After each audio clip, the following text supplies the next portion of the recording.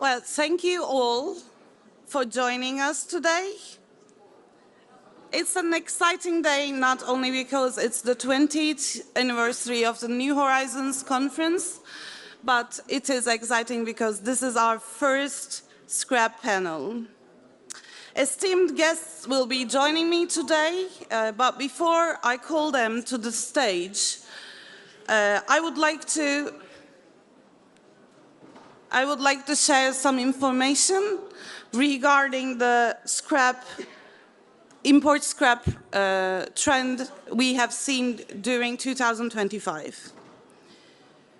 Well, Turkey's scrap imports during the first 10 months of this year have already hit 15 million metric tons, which means that with this pace, the total number at the end of the year will be slightly higher than 18 million metric tons. This means that this year's tonnage will be 2 million metric tons less than 2024. As can be seen in the chart, 57%, approximately 58% of this tonnage comes from the European Union, which is followed by the US, which carries approximately 20% of the share, and the UK 12%, covering Turkey's scrap imports with a large portion. If you look at the average prices that we have seen over the course of 2025, the peak was recorded late March at $379.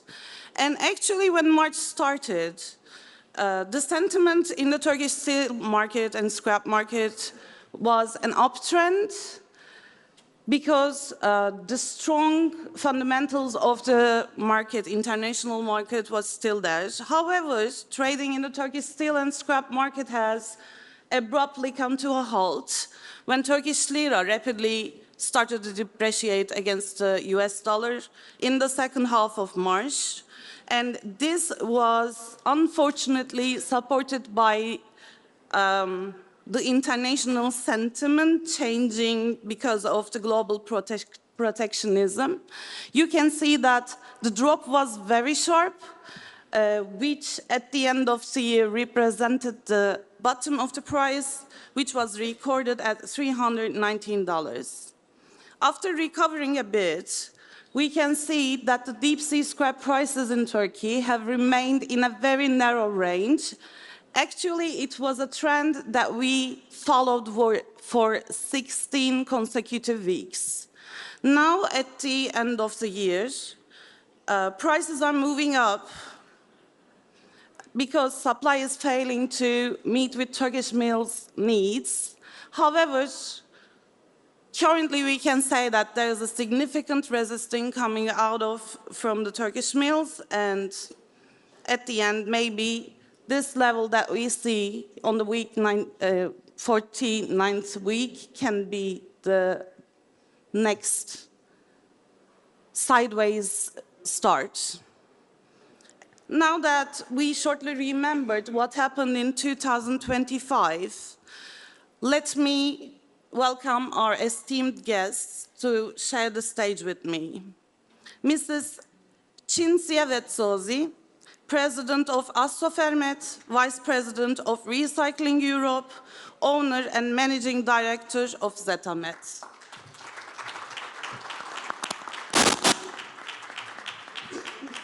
Mr. Tao Bai, Commercial General Manager of EMR Group.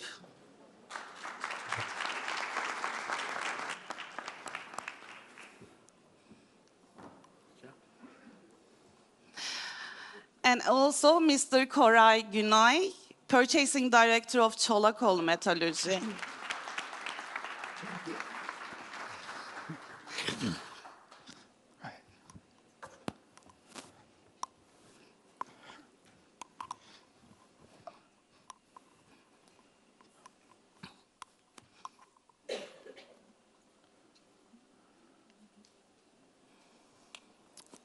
Well, I would like to start with a topic that had a big impact on the international steel and scrap markets, actually, the Trump effect. You know, it was surprising, but have made a big, have caused a big fluctuation in the market, and it was interesting to watch. Mr. Bai, how do you assess the supply and demand situation in ferrous scrap market in the US, following the heavy protectionism in steel industry by the Trump administration, and what is the impact on the export side? First of all, thank you for having me here, Ayça, and nice to be here with you guys, and nice to be part of. So it's nice to be here. Thank you, everyone. So if there is, we need to use one word to define 2025 U.S. steel sector, then that's tariff. So in March, the tariff rate went up to 25%. In June, it went to 50%. Under Section 232, which is originated from the National Security Investigation, the tariff of the United States is to secure the U.S. steel sector by putting a layer of protection so U.S. steel sector can continue expanding and remain in good shape.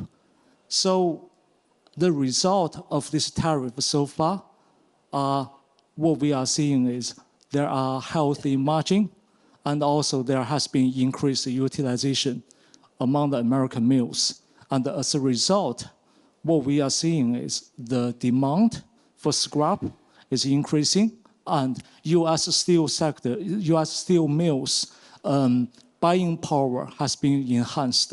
And in which case, we have been, over the past couple months, we have seen increasing scrap demand that's being pulled towards the domestic market. But how to say, from a different angle, that's what we are feeling from the U.S. domestic side. And on the supply front, however, we also see something different. It's in addition to the what we see on the tariff impact, we also see there has been a significant slowdown of U.S. manufacturing sector, because the simple reason behind it is that in order to do business, you need to have a certainty. And what happened to the U.S. Manufacturing sector after tariff is there has been a spread around uncertainty among the various industries involving using steel as their sources. So what we are also seeing is there has been a slowdown in terms of the generation of industrial scrap. Nevertheless, the overall fundamental of U.S. scrap supply hasn't changed much, because we being such a large consumption economy, and we are naturally fundamentally long in scrap supply. So, as in conclusion, to answer your question is, we have seen some impact from both the demand and supply side, but the fundamental piece hasn't changed much. Although there's one piece to say is, U.S. steel sentiment is now more correlated to the domestic steel cycle. So because of what I mentioned, there has been increasing scrap pull towards the domestic market. Thank you. And you do not expect any change in the short term, I think, about this dynamic? I would say the impact is there, and it will be a market-involving process, but in near term, the impact will be remain limited for now. In terms of we, as a deep sea exporter servicing a Turkish mill. Yeah. Thank you. Well, another popular subject during 2025 was actually CBAM, Carbon Border Adjustment Mechanism. And I would like to direct my next question to Mrs. Vetsozi and Mr. Koray. Implementation of CBAM is expected to increase the demand for scrap. How did the value of scrap change in steel production due to CBAM? Maybe you can start, Mrs. Betsozi.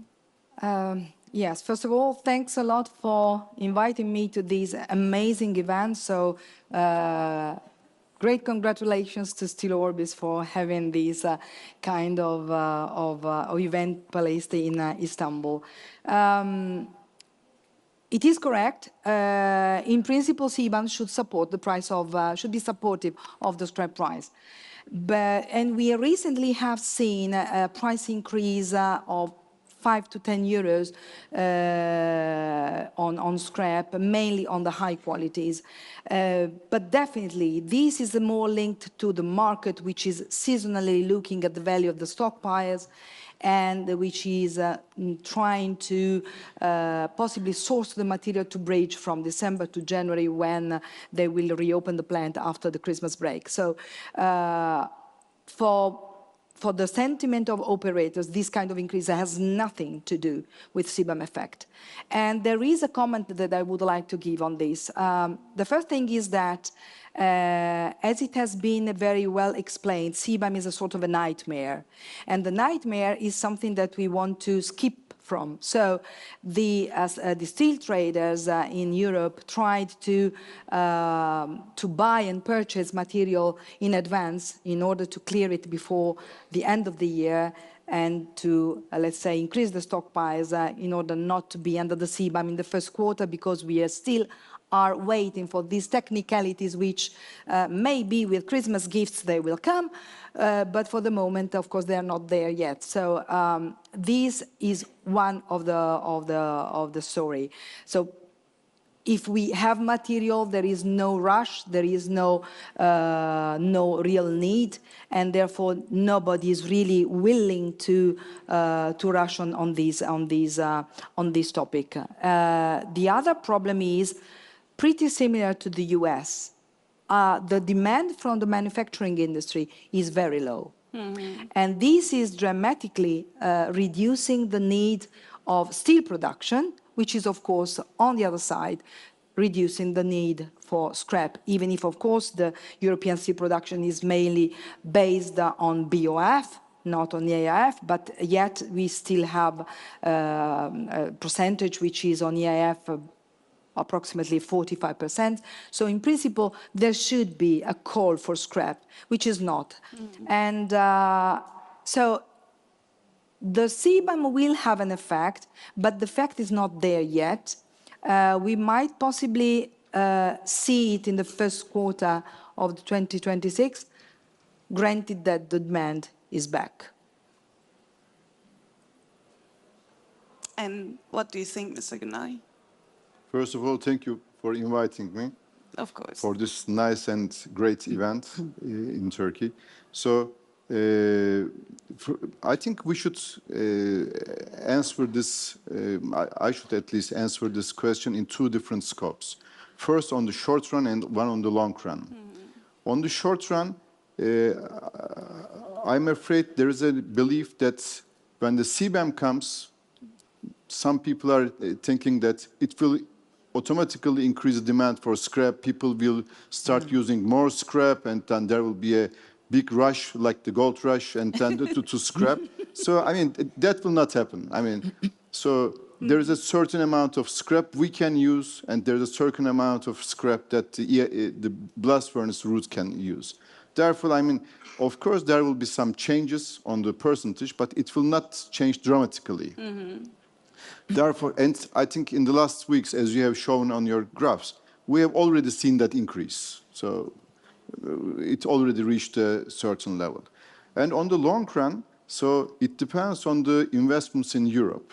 So if it continues on the investments, while there are some doubts about the continuation of the investments in some cases, so then, and if these arc furnace investments will take over the old blast furnace route manufacturing processes, then what will happen is there will be more demand for scrap. That will be the result of the CBAM. But then also there is the issue, we should not forget, these arc furnaces will replace the production of BOFs, which means they will need more prime material. And what Turkey is buying is mainly HMS. So I mean, therefore, I mean, scrap is not only one single scrap. So I mean, there are different types. Yes. So as Cecilia mentioned, so it will have different effects on the short run and long run. So you think that the short run effect is already felt, but for the long run, it will be a balanced. Yeah, I think you agree too, right? Absolutely. Okay. So maybe we can address some potential changes, like about the availability. Mrs. Vetsozi, what do you think would be the potential consequences of scrap export limitations by the European Union? And do you think limiting scrap exports from the European Union could really benefit European producers? Frankly speaking, I see no benefit in limiting scrap exports. That's my perspective, and we should definitely look at this topic from a different angle. But nevertheless, the problem is that this is the rumor that, of course, is going on in the corridors. So we have to look into it. But we possibly, we most likely, we could have a couple of outcomes in this case. If we go, and one can be economic and the other one is environmental. So let's tackle the economic aspect first. If we go for a ban on scrap export, the market will definitely respond and react because the rate collection that we have in Europe is definitely very high and is in surplus to the needs that we have. So what we could easily expect is a collapse of the price. And here, most probably, the steel producer would have a gain on it because they will have a gain at the metallurgical charge of their furnace. This is absolutely clear. But the question is, for how long could they take advantage of this? 6 months? 8 months? Because one thing is dramatically sure. Once the market is reduced and once the recyclers do not find any more intake on the, let's say, on the European side, and the export channels are closed, then the recycling market will immediately adapt to the new normal. And what we can expect is that only the most remunerative qualities will be selected, and the low qualities will be left on site. And this is, let's say, the economic side, the aspect of the story. But here we come to what I call the breach of circularity, and this is the environmental aspect. If we go, the circularity is for us quite important, and we have to intend it as the pillar of our circular economy, as it has been for decades, and it should also be the cornerstone for the next future if we want to be more resilient. Okay. But we must be very careful, because if we go into ban for export, the first immediate consequence will be mirrored in the environmental hiccups at municipality level, because the low quality which will be left will be a problem for each member country. And then let's go to the recyclers. The recyclers, most probably the small and the medium sizes will suffer and will close down. And this will bring to a loss of, a massive loss of non-outsourceable jobs. And this will also bring to reduction of expertise and of recycling capacity as we know it in Europe. But there is more than that.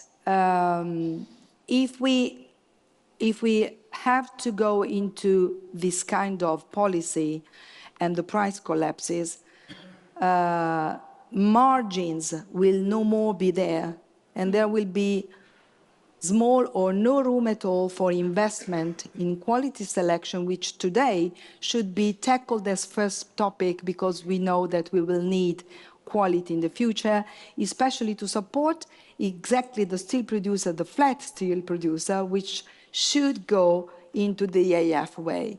So from my perspective, this way is not really the way to go.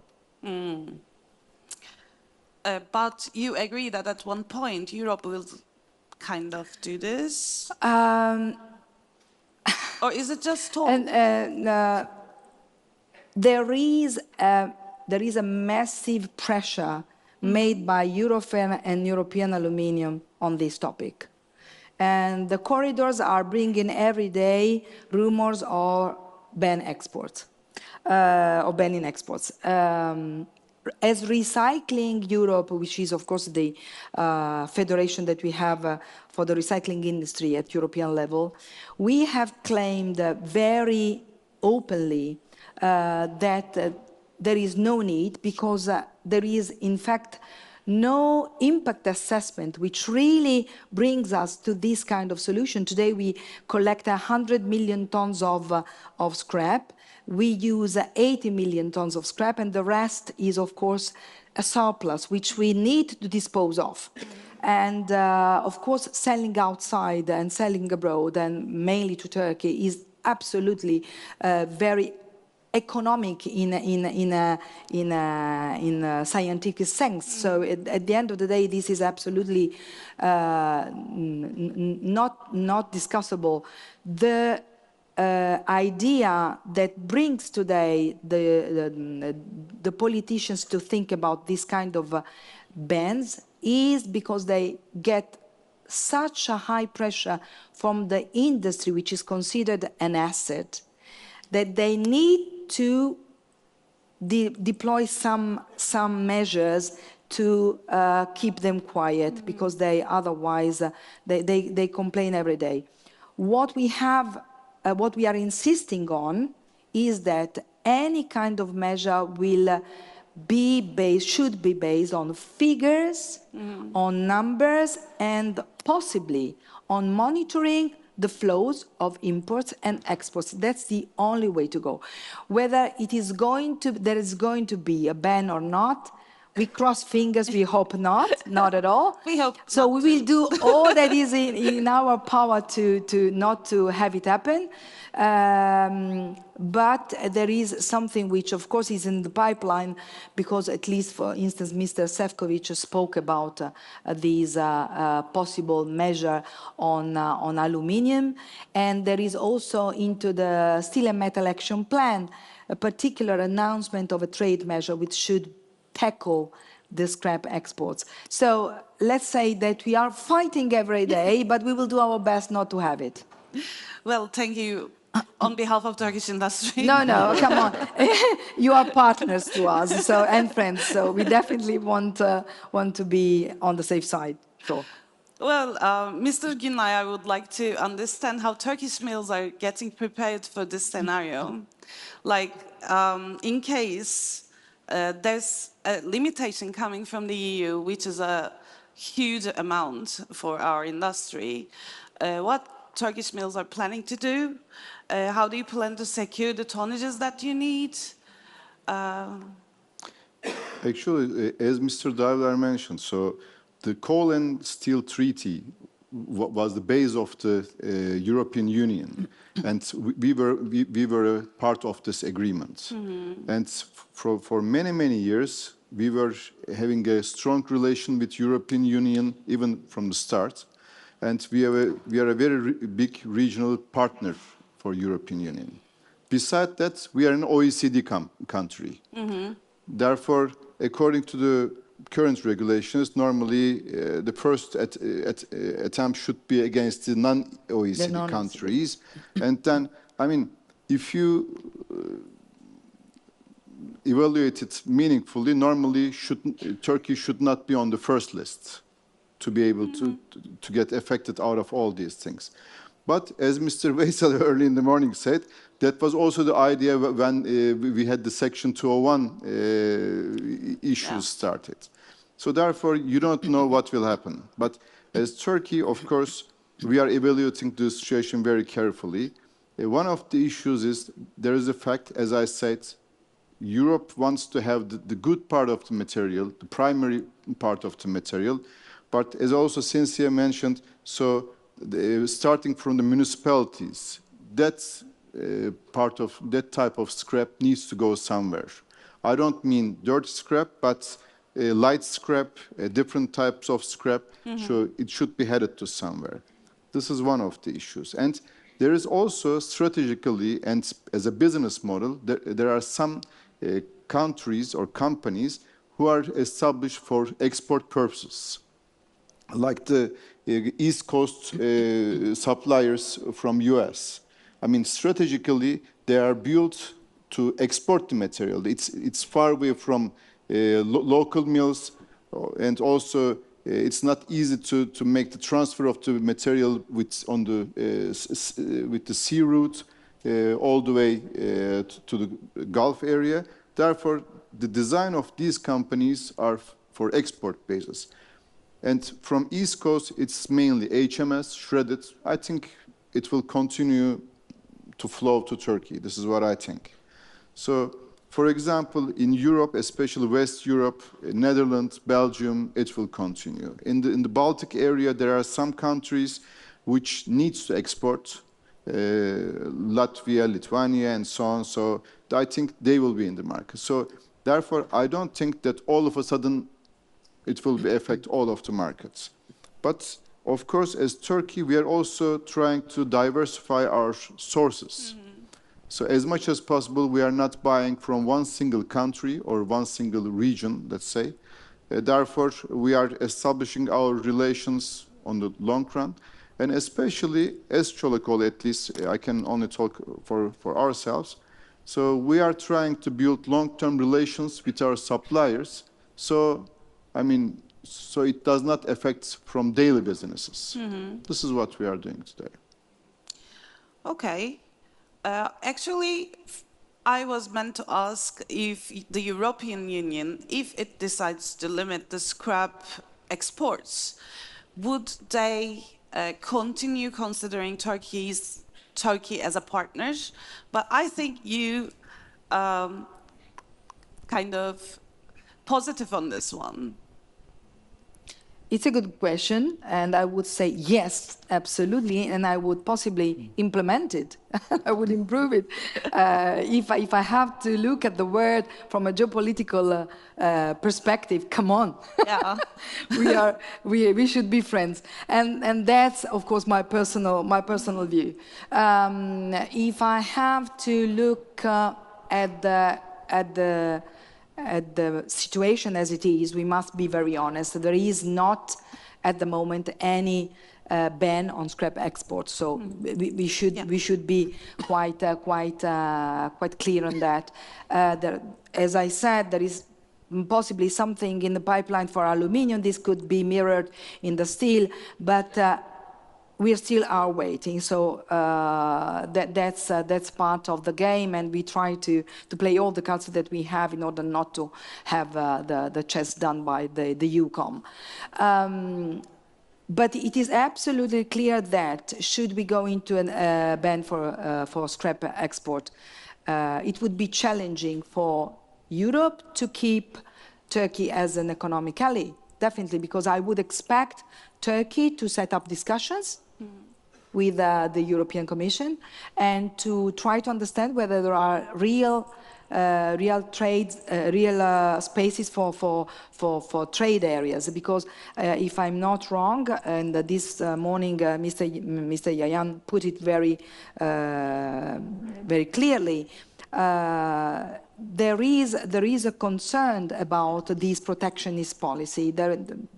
It is absolutely clear that this is hampering the trade inside the EU, and on the other side, this is also compromising a little bit the reciprocity that we have, let's say, agreed with the with the signature on the agreement in 1996. So this is also another part of the story. I mean, it is the partnership between Turkey and Europe is very deep. We have European companies investing in Europe, have Turkish companies investing a lot in Turkey, in investing in Europe, and I think that possibly a couple of weeks ago there was a summit held in Brussels with between Turkey and Europe with the OYAC group, I think, and that was done exactly to tackle the possibility of reinforcing cooperation. So I would say on one side we go for the reinforcement of cooperation, on the other side we just put bumps into the process. So yes, I would expect this to be challenging, and there is, in my opinion, a door which can be opened, and this is the new safeguard tool. The new safeguard, which in principle is expected to replace the old one by June next year, will need to have negotiations with all countries abroad. So I would expect at this time a real process put in place by Europe together with Turkey, hopefully with more flexibility, unless we do not want to fall into trade war or possibly also retaliations. Yeah. Well, we have covered a lot of ground about the European Union's strategy, about the future scrap management, and I think all of us want to learn if the US has ideas about a potential scrap export limitation or not. I will echo what Cynthia said just now. Yeah. So thinking about US, there's a couple of things here. Number one is US being the largest consumption economy, we have a surplus of scrap.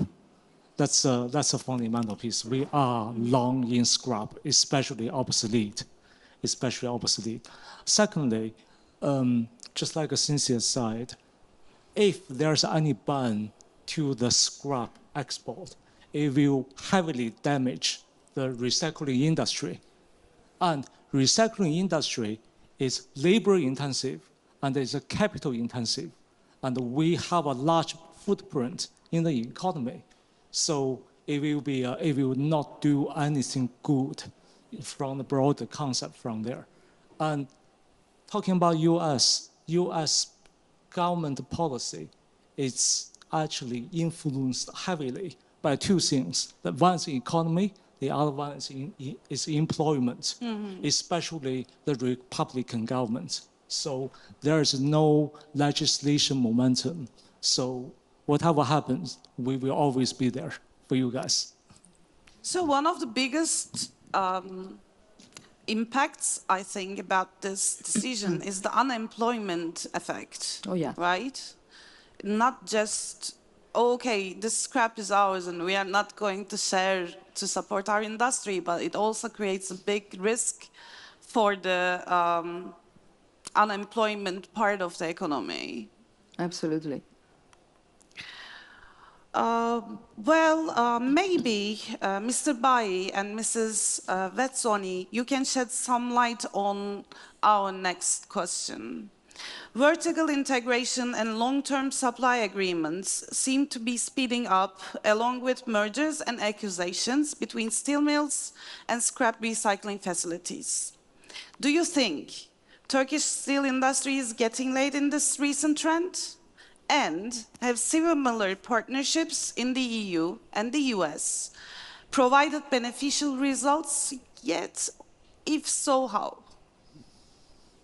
Yeah, apparently the US steel mills vertical integration has attracted a lot of attention. There's a major drive for them to do so, and they have been continuing the effort, especially after the pandemic, after the shortage of scrap really burned their really burned their balance sheet. So what we see here is the fundamental drive is that number one is U.S. steel sector has been aggressively expanding over the past 5 to 6 years. The cap of 2 million tonnage level EF mills in the lower river section, those are the perfect evidence. On the other side is the mills in the U.S., they need control. They need to control not just the scrap inbound flow, but also they need to control for the level of specific quantity they need, that they can melt, they can optimize their melting scheme. So that's this kind of this kind of drive that pushing the U.S. mills to continuously vertically integrating downside their supply chain. In other words, just buying scrap network. So results so far, I would say they have been relatively successful. But does that mean Turkish steel sector is late? I don't think so. To come back straight to your answer, I don't think so. Because I think Cynthia will comment on the European side, but thinking about US being similar to Europe, the vertical integration happens in the same continent. So it's a culturally consistent, mindset consistent. But for Turkish steel sector, you being used to work with multiple overseas supplying regions, so it's more scattered, and also the mindset, the culture is different. So that will make it very challenging and difficult for Turkish mills to just go out and buy deep sea exporters. That means one thing is I would say Turkish mills doesn't have to clone what the U.S. mills has done, but from the recent development in the market, I see the Turkish steel sector are trying to figure out what's the best way to achieve the same goal that is best for the Turkish mills strategy. Just see some recent, if we see the recent deep sea activity, just by looking at how many deep sea cargo being brokered from the Baltic and even the Gulf region of the US, I see Turkish mills and Turkish steel sector overall has made significant amount of progress in this sector. And I would say that's very impressive. Just like Dr. Corey just mentioned, Turkish mills have always been trying to build a long-term relationship with suppliers. And I just see from our angle that progress has been significant and the effort has been continuing. So that's just my 2 cents here. How about you? I fully agree with what Taobao has just said. So I do not see any kind of being late in the Turkish market, not at all. The strategy that Turkish market is using is completely different and is differentiating the regions from which you source and you source the material, which is absolutely fine. So there is no real need to go into vertical integration if vertical integration is, as Tao has just spotlighted, is normally let's say a regional mindset, and is happening because you have most of the use inside. So it is not really, it has nothing to do with the kind of approach that Turkey has, because they have to buy outside, so it is completely different. US is a domestic market mainly. Europe is using even not even all the qualities and the quantities that is collected. So it is clear that vertical integration is let's say a family business. Okay. But vertical integration is part of the market, and you are right. It has been speeding up in the recent years, and possibly after the COVID, this is also one of the pushes which was given. But from the European perspective, I think this is not really the ground for vertical integration. We have some examples where you have great partnerships set up by decades, mainly in Germany, and this is the kind of partnership where the steel mills on one side and the recyclers on the other have respect of their roles. So the scrapyard is normally prioritizing the material to be sent to the steel mill as a feedstock, but they can still act as a trader with the surplus of the material that they need. So the kind of relationship is I would say, a cool way to go. But then you have those vertical acquisitions when you buy a scrapyard or more scrapyards, because the concept which is at the basis of these actions is the fact that the steel mill wants to save money and is convinced to buy and to source material at low cost. And this happened recently. It happened with, I will not give the name, but it happened with the steel mill in France. They bought 4 shredders, and then they realized that when they needed to source the waste material, they had to pay the price, the market price. Or they, of course, the competition would reach out to the same material. And then they had to come back to treat the material, so to add on top also the kind of, let's say, the cost of the treatment. And you also have the permits, which is a cost in any case, because, as you said, the recycling industry is very capital intensive. So we really need to have a lot of financing there. And so they found out in the end that the margins which were left, once unveiled, were completely disattending the expectations. So they sold back the 4 shredders into the market. And this is definitely a kind of vertical integration which doesn't really work. What can work is the vertical integration where the steel mill considers the investment of having a built-in cleaning technology process, because these the investment can be paid off because on one side you save money because you do not have to pay the treatment to your traditional suppliers, but you still can source material from your traditional suppliers. And on the other hand, you also have some non-ferrous metals which come out and that can be sold back into the value chain. So this is a nice way to go. But of course, vertical integration is part of the market and is happening at different level. And I would say it's something that we will have to face in any case. From your telling us a story in both sides of the Atlantic, right? I understand that there are some advantages, but if you make miscalculations, it doesn't work. Mr. Günay, do you think Turkish industry at least needs to make long contracts to just secure its supply? Definitely. Maybe not the vertical integration, but... I mean, vertical integrations could be a possibility as well, but it's not like 0 and 100. So, I mean, you can also find some hybrid methods for that, because both integration and independent suppliers, they have both their pros and cons. So if you have your own integration, then you have a stable supply, you know the cost structure, and you improve the quality. So you really get whatever you want to use at the end of the day.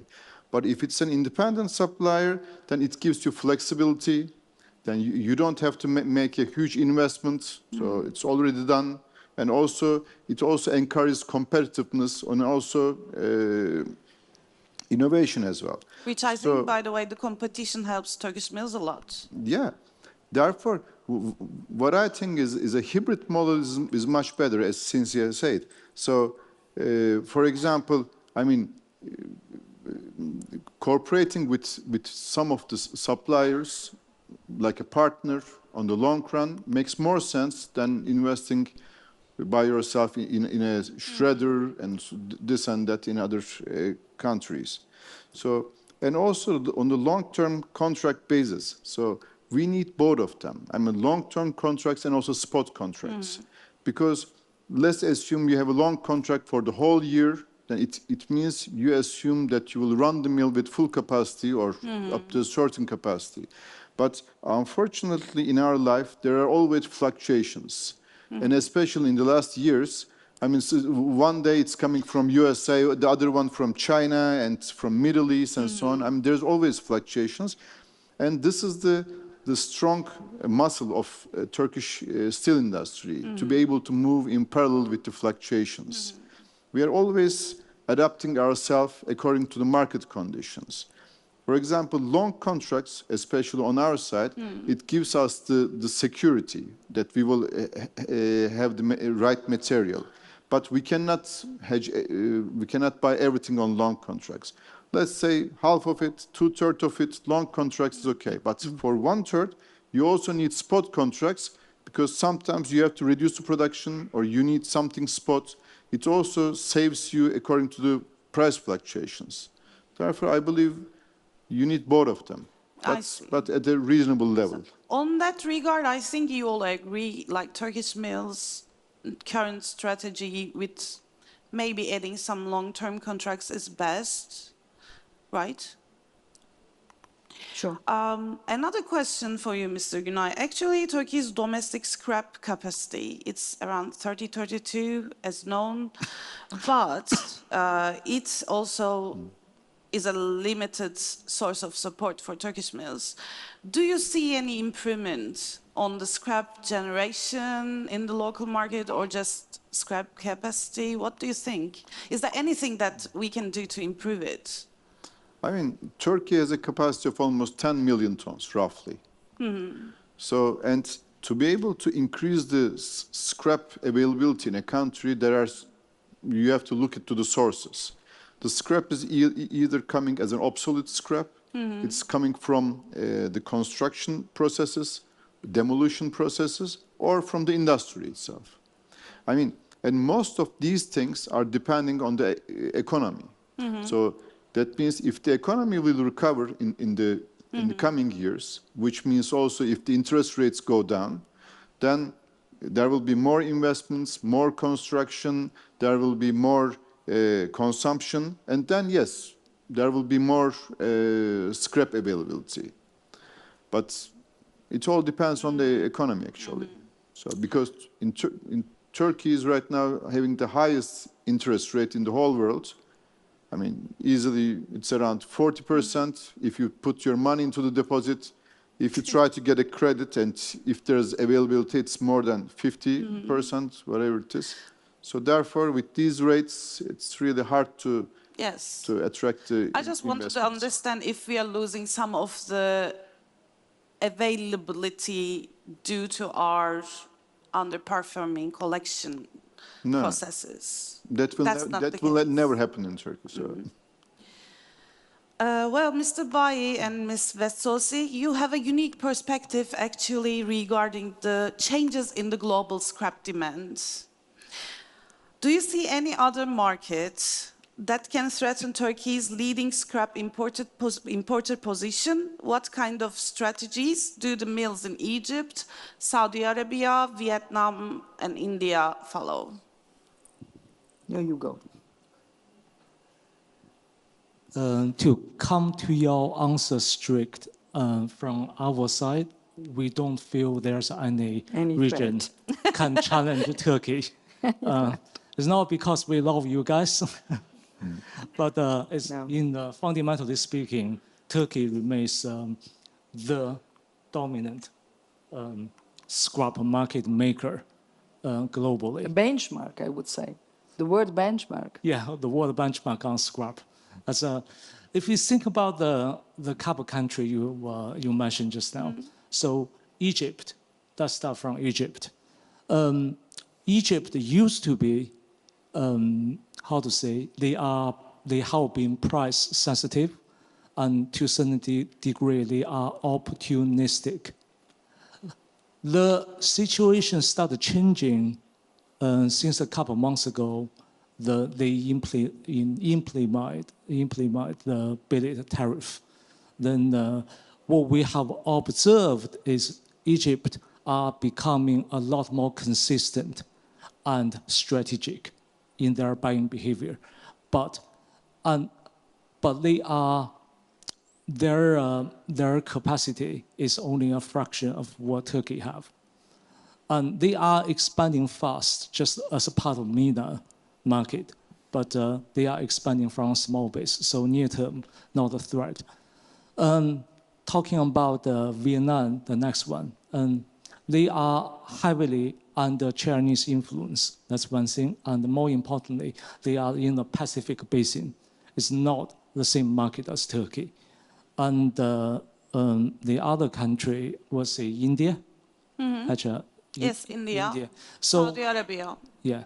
So India and Saudi Arabia, to a certain degree, they are similar because Saudi is very rich in natural gas. And Indian is very rich in thermal coal. So for Saudi and India, they can flipping between DRI in Saudi's case and sponge in India's case. So that makes Saudi, how to say, a lot less dependable on the scrap. That make Indians' buying behavior also very optimistic. So it's not consistent as Turkey have been. It's just my humble opinion, of course. Yes, I fully agree. I mean, there is from my perspective, there is no threat at all to the Turkish leadership in the scrap as a scrap importer, not at all, because the countries that you have mentioned, especially Egypt, are buying only a fraction of the quantity that Turkey is sourcing worldwide. So definitely, and Egypt has now become, more active, let's say, on the scrap side, because they have since September these safeguard measure on the steel billet, but it will last 200 days. So then what will happen? I mean, and in that case, however, it is very clear that Netherlands seems to be the biggest exporter to them because they are very aggressive price-wise. And there is no trace of any US purchase. So in my opinion, Egypt is out of the game. For Saudi and India, what Tao has just said is absolutely correct. They are definitely, I would say, they are sleeping on nice pillows, one on the energy and the other one on coal, and they are backing each other with a strategy. So, I mean, when Saudi Arabia went for the export ban, the India backed them. So they are really very linked. So in my opinion, there is not really a problem on scrap, and they will definitely change and divert from scrap when necessary. India is dramatically investing into BOF, so I would not look at India as a threat in that sense. Saudi Arabia is possibly more attentive in terms of government, because the government is trying to put up a platform, a sort of, they have been trying for a couple of years to have a gathering of steel mills to act as scrap importers all together in order to have a deep sea cargoes but of course these experiments failed, and now the government has taken the move to do it themselves by the company Azaz, and this is giving in perspective, continuity to the steel industry in Saudi Arabia, but is also somehow securing the material for the small steel mills who would not be able to source material outside because of the financial constraints. So this is also something very important to take into consideration. But they are not really a threat to Turkey, not at all. Vietnam, last in the list at all, because they're in the Pacific area. They buy from US, that's absolutely true, but it is quite easily understood that they cannot compete with Turkey at all. The prices that they got on quotation recently after Turkey had started buying quite a lot of scrap were absolutely not achievable for them. So the US traders had to go down and to renounce their prices. So they had asked about 350 and they had to go back to 335 or 340. And same happened to Japan, who tried to go upwards with the prices, and they were not able, because then you have the Chinese material which can come in at low price. So you see, Vietnam is in fact not a threat, and in my opinion, when Turkey is in the market with the US, there is no space for Vietnam to align with those prices at all. So I would say no, there is no threat at all. Well, you all talked about actually a variety of scrap suppliers is good for Turkish mills. I was meant to ask which supplying regions seem to be best fit for Turkish steel industry just to secure scrap supply, but I think all of it is the answer. So any other opinions? No, I would say that I would still like to see Europe at the top of the ranking as exporter countries to It doesn't seem to Turkey. be changing, To tell you the truth, simply because we would have a lot of problems if we kept the material on site. Because to keep material on site, you need to boost a market, and you need to boost the demand, and this demand can be boosted by green public procurement, by recycled content, by but you just at this very if the situation is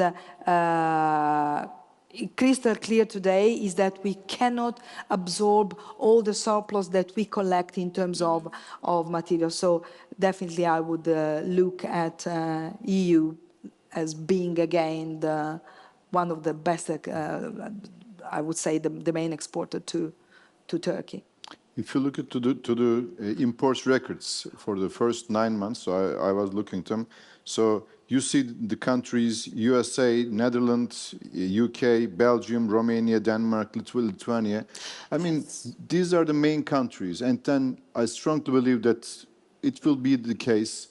So it will continue because of the reasons I explained, because of the business models they have established, because of the proximity, because of the structure they have built. And in addition to what they have mentioned, Turkey is have a strong economy.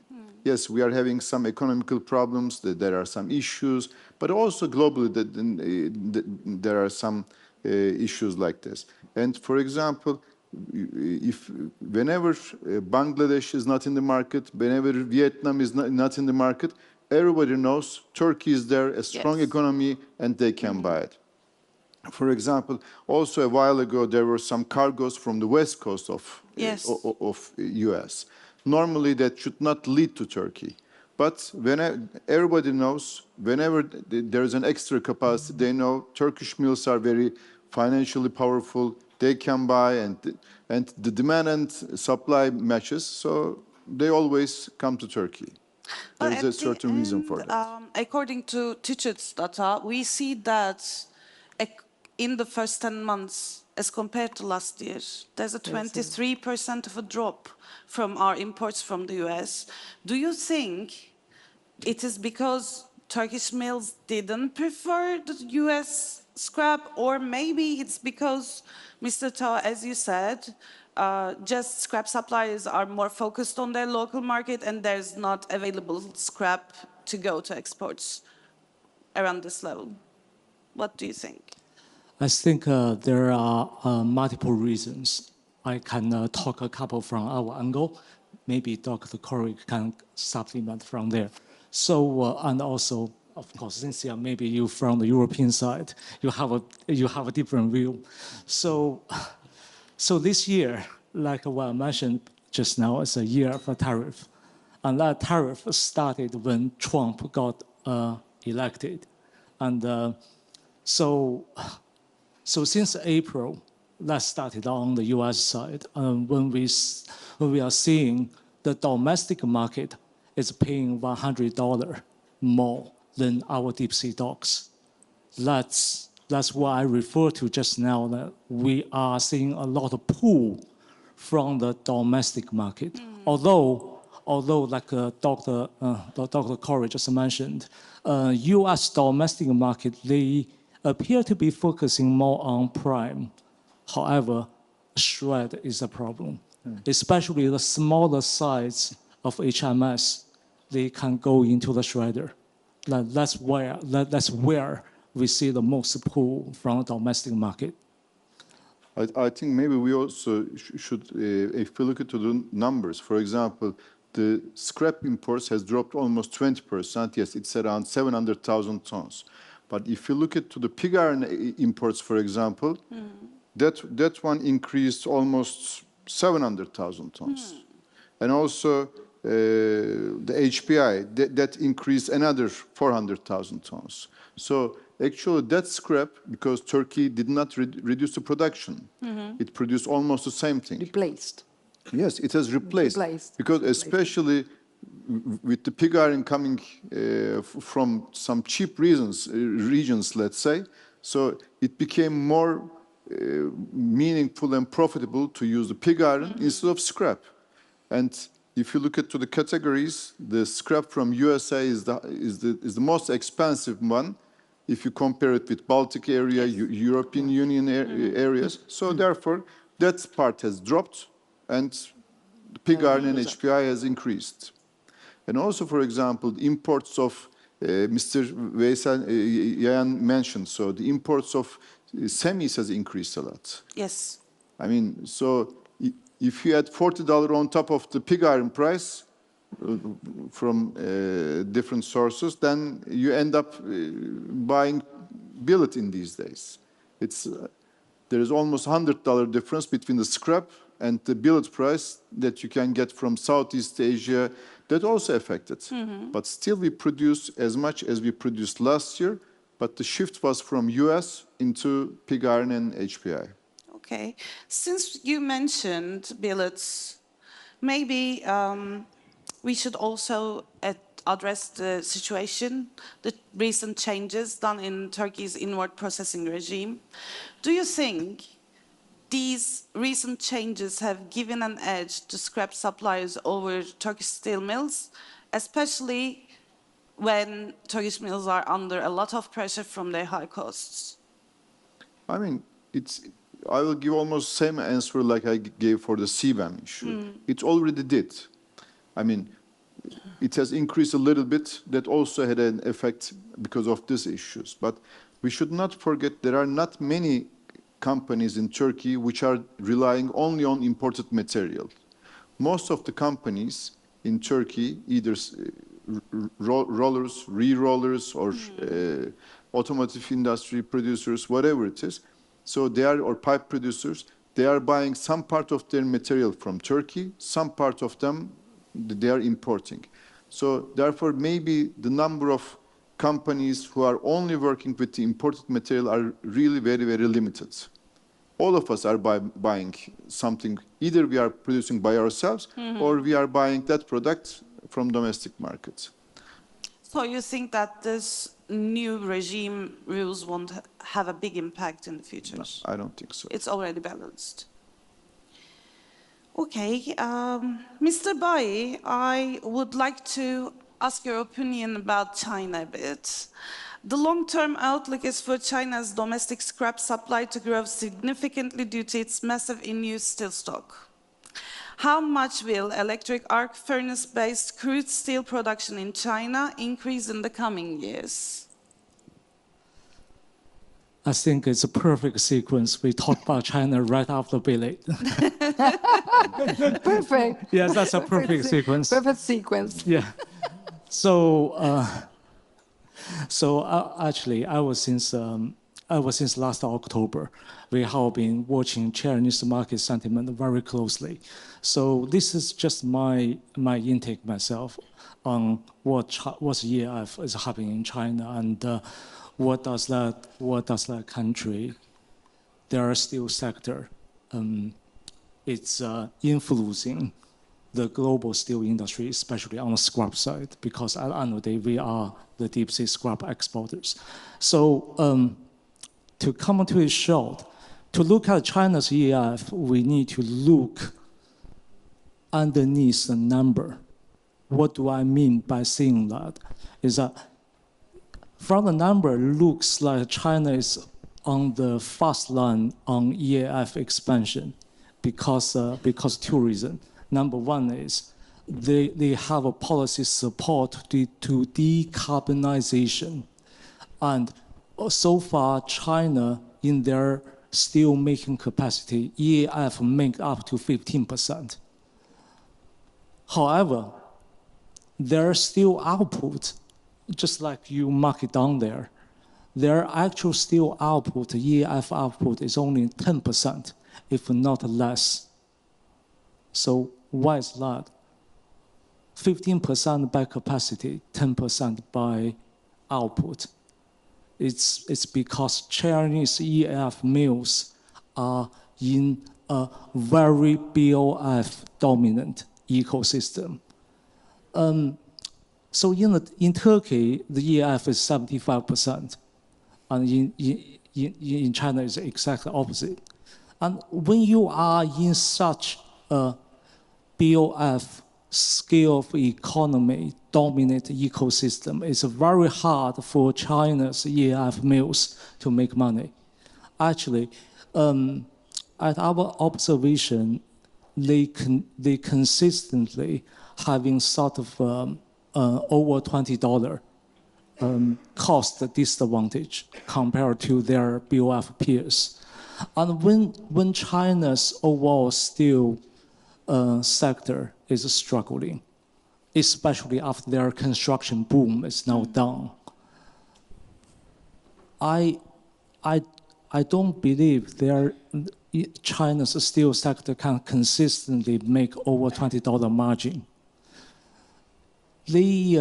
So under such a circumstance, China's EAF mills, they can only try to operate when their electricity is in the so-called off-peak time period. So they are not like Turkish mills that you can keep that on. They have to switch on and switch it off, switch on, switch it off. And also, like you mentioned here, China, after the past 2 decades, massive urbanization and industrial expansion, there has been a huge potential scrap availability base down there. And however, this base doesn't help the EAF mills. Instead, the majority of scrap consumption was actually done by the Chinese BOF mills as a feedstock to optimize their melting process. So from that angle, that doesn't really support the Chinese EAF from anything at all. However, China's problem is that their steel sector need to optimize. How do I mean that? Is that their steel sector was built on their fast expansion of urbanization. Now that cycle is done, they need to optimize their steel sector. And in that process, what will happen is they need to do 2 things. Number one is they need to upgrade their steel production, or they need to upgrade their steel productivity. And in that process, there may be chance for EAF mills to have an edge because there's a new technology in in EF5 by producing steel cleaner and higher quantity steel, just like what US EAF mills has been doing. I would say there's a chance for the Chinese EAF mills in the forthcoming decade when they are proceeding with this kind of optimization. But in the short term, there's not much fundamental to support them to do any better than what they are now. Well, we opened the panel with a very popular topic, the Trump effect, and now we, with my last question, maybe can try to close it with another popular trend of 2025, the artificial intelligence. Maybe you can all share your thoughts about this. Do you think AI can help with CBAM as AI-based systems may potentially generate huge amounts of data? We can start with you. I think we are in the very early stages of understanding and then making the calculations for CBAM issues. As Ms. Anil mentioned, so we have a long way to go. And right now, the main idea on our side is to focus on from where we are buying the material. Are we buying from integrated mill? What is the mainly the carbon emission for the materials that we are buying? And also, what is the emission that we are generating while producing the material, this production? But most probably, right now, we can handle it up to a certain point. But as in a Formula One race, so after a certain period, even the seconds will become more important. So at that time, so it will be more important for us to use the AI. So for example, even right now, although as a pilot project, we started to use the AI for the scrap identification instead of but in addition to the expertise, we are also planning to use the AI system to identify the exact scrap. So what is the value of it? So, and then we are trying to link it with the production data. What is the energy consumption if we buy from here? So, because as long as we get into the big data, yes, definitely AI will be very helpful. But we're a little bit on the very Testing side. Testing period right now, and we will need it more and more in the future. But I see that it excites you, like the idea. Yes, of course. For sure, AI will be of help, definitely. We will have to go to the AI once we have understood what CBAM is in reality, because at this very moment we have a long way to go, but we still have to understand the rules of the game, and that's possibly the starting point, I would say. It is absolutely clear that the AI might help in managing the data and in possibly also sourcing the data, because the equations that are required into the CBAM are definitely not easy. I've just looked at the last documents which were leaked from the EUCOM, and they are really quite challenging. There is a point that I would like to raise here, and is that those data might be sensible data. So it could be a problem to source those data from the origin country. And this is one of the problems that we as Europeans, we have been fighting against during the last 2 years, because we were only collecting the numbers, we were not paying or buying the certificates, but there is a strong restriction from giving this data because they are part of the process, because inside the data you have the kind of process that you really have in your plant. So how much of this you use, how much of that you use, which kind of energy you use for this step and for that step, and which are the precursors, where are the precursors coming from. So all these data can be nowadays part of the, I would say, sensible strategy of the company.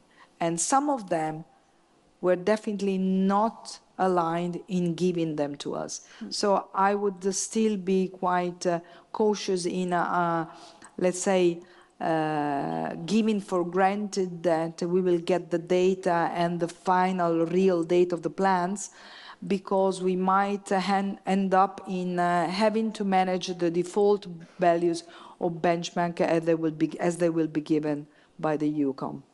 But AI, of course, will help definitely. So I'm a little bit distant from CBAM, but I think from our point of view, the whole industry have a high expectation of AI, but we believe it will take some time for any meaningful progress can be made down there, because there's a couple of dragback. Number one is a consistency. Unless you have a really strong team manage AI, otherwise, how convincing the result that you can get up from there. That's one problem. So, because it doesn't make sense if you have another team just try to validate what AI did. Yeah. It's a cost. Yeah, it's a cost. It's a In the end, doubling it's a the cost, cost. actually. On top of the CBAM. Yeah. So there are so many amazing stories about AI, but like Dr. Corey mentioned just now, and we are still in the early stage of AI. Of course, there, just like what you listed down there, there's a huge scope, and we really want to upgrade our treasures sensor with AI sensor, so we can improve our accuracy and whatsoever down there. But I think for now we are just at the initial stage of AI. We need some time for the models to be more sophisticated. That's one thing. And also we need to see there is a reasonable availability of expertise and the talent in the labor market that can support us to implement AI internally, that can deliver consistent and convincing result for us to put in real use, rather than now it's more like explore rather than kind of like go inside and use it. A trial. Yeah. A sort of a trial. Yeah. Sort of a trial. Yeah. I think, first of all, we should find out a way to evaluate the real value of the scrap. Yeah, exactly. I mean, this is because there is no other industry in the whole world where the quality of the raw material is so subjective. Yeah. I mean, we just look at it and they say, okay, it is It is 82, or 18, 80, 20, and impurities something 0.70 something by visual. I mean, this is I'm an engineer, so Yeah, you like numbers. yeah, but I mean, this should not be the way. I mean, really, we should use the technology to overcome all these things, and we should really value the real quality of the material. Yeah, sure. Yeah. Correct. Well, do you have something add on? No, I just found it's very funny. Yeah, Dr. Corey said just but he's right, you know. yeah, take a picture, then send to ChatGPT and say, is this 90-10 or 80-20? Or 80-20.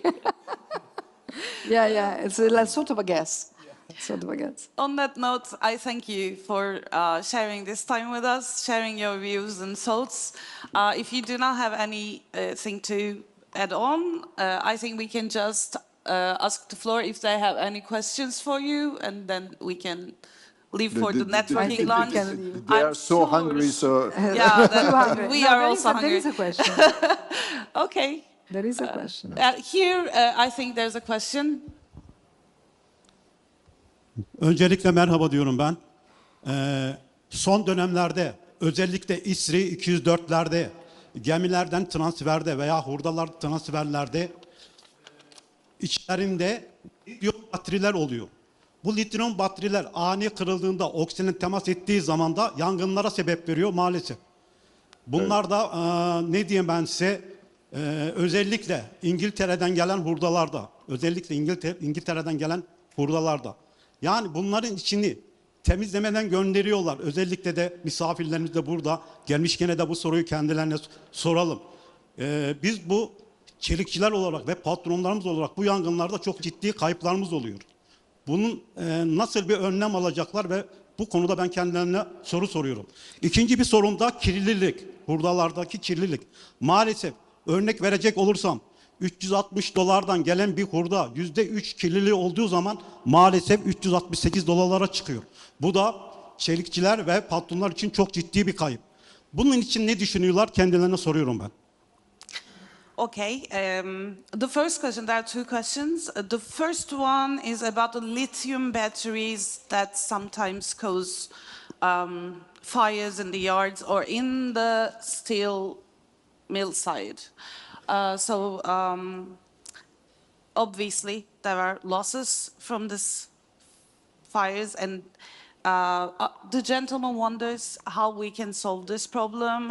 What are you doing to, prevent this happening?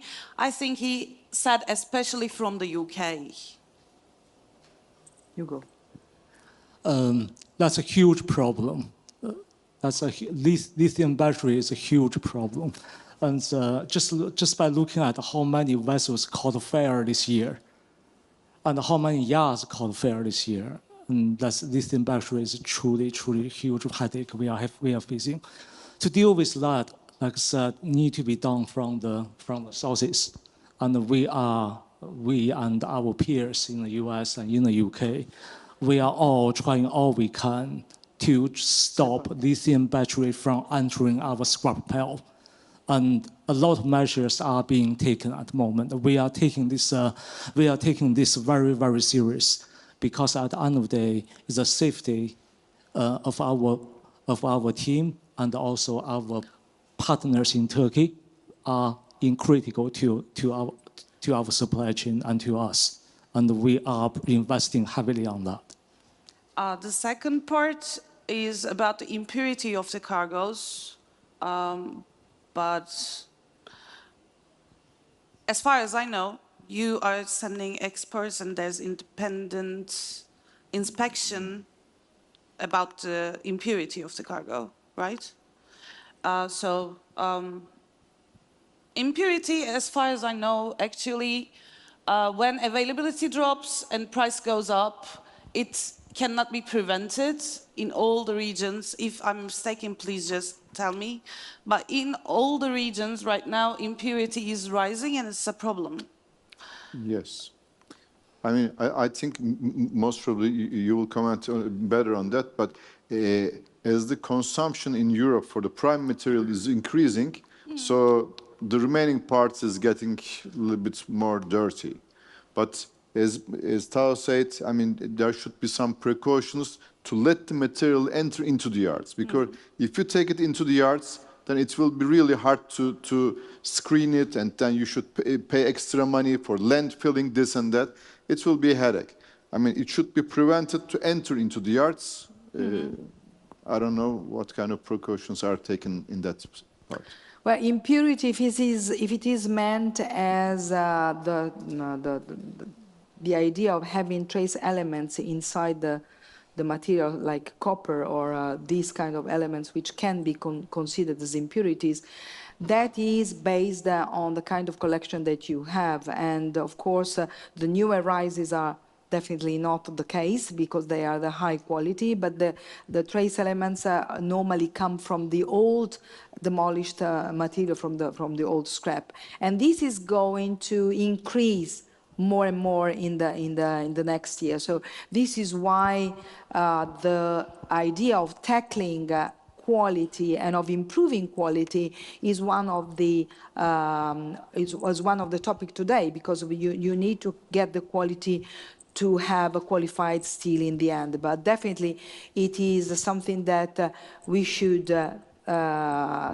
let's say, detect at the entry. So this is absolutely part of the game, as Koray said. Okay, so I think we are done, and thank you. Thank Thank you very much.